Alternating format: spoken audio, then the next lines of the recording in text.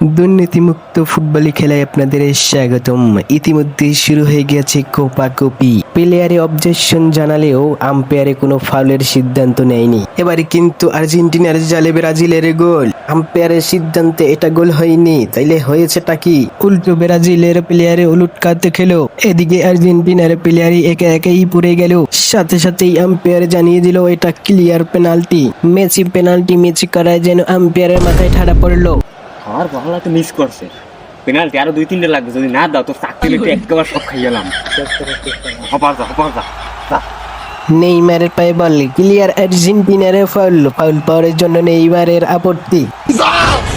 কি আম্পায়ার অন্ধ হয়ে গেল কখন? মেসি বল নিয়ে এগিয়ে যাচ্ছে, কি হলো? Câmera, bobo. আবারও পেনাল্টি পেয়ে গেল আর্জেন্টিনা। এই যেন খেলা না পেনাল্টি মেলা। কি আম্পায়ার কোথা থেকে ওখানে চলে আসলো? বল চালো ব্রাজিল, আবারও আর্জেন্টিনার ফাউল। কিন্তু কে কাকে মারলো? মেসি হাসছে না কাঁদছে কিছুতেই বোঝা যাচ্ছে না। নেইমার মাঠে পড়ে আছে, এবার আম্পায়ার নেইমারকে উঠাতে গেল, কিন্তু কি হলুদ কার্ড, লাল কার্ড, মাঠ থেকে বের করে দিল। আর্জেন্টিনার দখলে আবারও পেনাল্টি। আর্জেন্টিনা ব্রাজিলের কাটাকাটি, মাঝখান থেকে আম্পায়ারের সঠিক গোল। 2-0 গোলে জিতে গেল আর্জেন্টিনা।